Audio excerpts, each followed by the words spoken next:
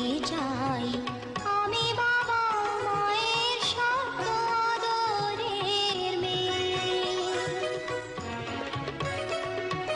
যদি চার দেয়ালের মাঝে কাটে সারা জীবন, তাহলে থাকবো শুধু বোঝা হয়ে।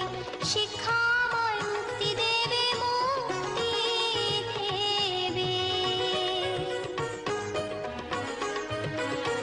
আমি তো কালকে খুশি আর আশা, আমারও তো স্বাদ আছে, আছে অভিলাষা। ঘরে বেঁধে রেখো না, নিয়ে যাও এগিয়ে